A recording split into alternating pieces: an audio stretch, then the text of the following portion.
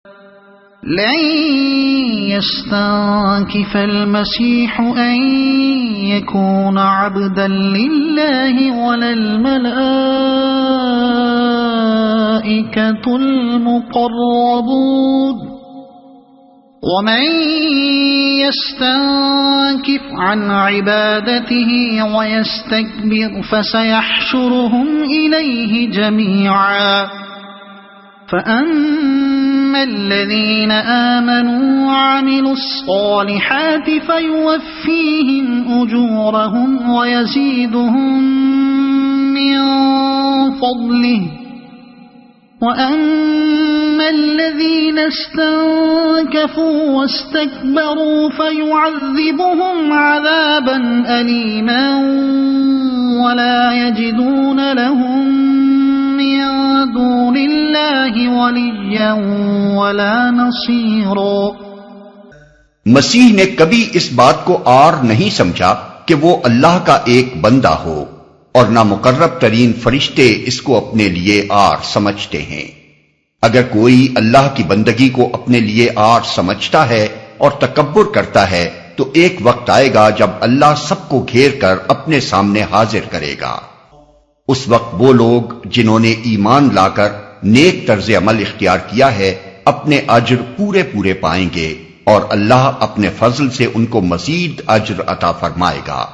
اور جن لوگوں نے بندگی کو عار سمجھا اور تکبر کیا ہے ان کو اللہ دردناک سزا دے گا، اور اللہ کے سوا جن جن کی سرپرستی و مددگاری پر وہ بھروسہ رکھتے ہیں ان میں سے کسی کو بھی وہ وہاں نہ پائیں گے۔ یا ایھا الناس قد جاءکم برہان من ربکم وانزلنا الیکم نورا مبینا فأما الذين آمنوا بالله واعتصموا به فسيدخلهم في رحمة منه وفضل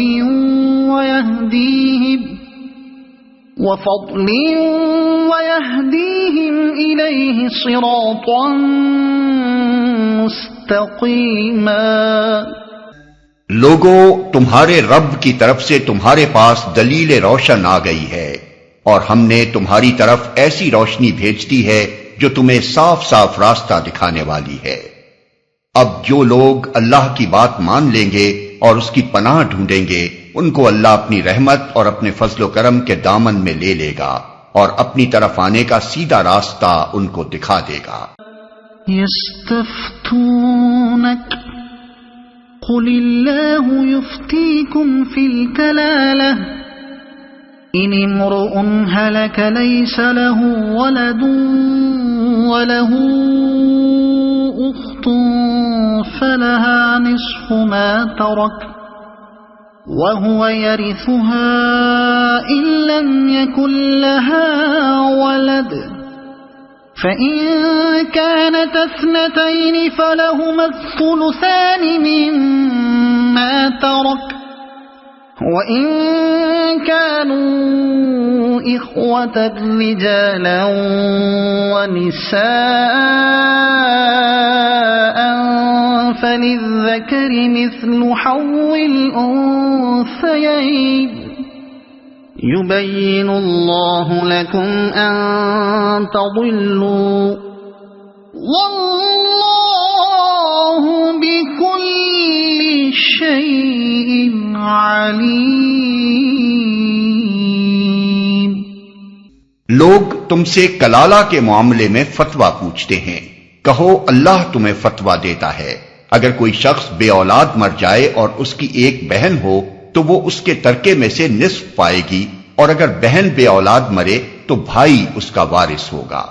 اگر میت کی وارث دو بہنیں ہوں تو وہ ترکے میں سے 2/3 کی حقدار ہوں گی، اور اگر کئی بھائی بہنیں ہوں تو عورتوں کا اکہرا اور مردوں کا دوہرا حصہ ہوگا۔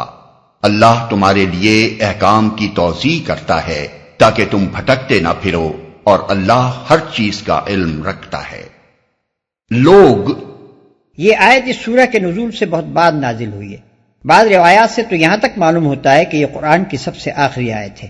یہ بیان اگر صحیح نہ بھی ہو تب بھی کم از کم اتنا تو ثابت ہے کہ یہ آیت 9 ہجری میں نازل ہوئی اور سورہ نساء اس سے بہت پہلے ایک مکمل سورہ کی حیثیت سے پڑھی جا رہی تھی۔ اسی وجہ سے اس آیت کو ان آیات کے سلسلے میں شامل نہیں کیا گیا جو احکام میراث کے متعلق سورہ کے آغاز میں ارشاد ہوئی ہیں، بلکہ اسے ضمیمے کے طور پر آخر میں لگا دیا گیا۔ کلالہ کے معاملے میں فتویٰ پوچھتے ہیں۔ کلالہ کے معنی میں اختلاف ہے۔ بعض کی رائے میں کلالہ وہ شخص ہے جو لاولد بھی ہو اور جس کے باپ اور دادا بھی زندہ نہ ہو، اور بعض کے نزدیک محض لاولد مرنے والے کو کلالہ کہا جاتا ہے۔ حضرت عمر رضی اللہ عنہ آخر وقت تک اس معاملے میں متردد رہے، لیکن عامہ فقہا نے حضرت ابوبکر رضی اللہ عنہ کی اس رائے کو تسلیم کر لیا ہے کہ اس کا اطلاق پہلی صورت پر ہی ہوتا ہے، اور خود قرآن سے بھی اس کی تائید ہوتی ہے، کیونکہ یہاں کلالہ کی بہن کو نصف ترکے کا وارث قرار دیا گیا ہے، حالانکہ اگر کلالہ کا باپ زندہ ہو تو بہن کو سرے سے کوئی حصہ پہنچتا ہی نہیں۔ اس کی ایک بہن ہو۔ یہاں ان بھائی بہنوں کی میراث کا ذکر ہو رہا ہے جو میت کے ساتھ ماں اور باپ دونوں میں یا صرف باپ میں مشترک۔ حضرت ابوبکر رضی اللہ عنہ نے ایک مرتبہ ایک خطبے میں اس معنی کی تصریح کی تھی اور صحابہ میں سے کسی نے اس سے اختلاف نہ کیا، اس بنا پر یہ مجمع علیہ مسئلہ ہے۔ بھائی اس کا وارث ہوگا، یعنی بھائی اس کے پورے مال کا وارث ہوگا اگر کوئی اور صاحب فریضہ نہ ہو، اور اگر کوئی صاحب فریضہ موجود ہو مثلاً شوہر تو اس کا حصہ ادا کرنے کے بعد باقی تمام ترکہ بھائی کو ملے گا۔ 2/3 کی حقدار ہوں گی۔ یہی حکم 2 سے زائد بہنوں کا بھی ہے۔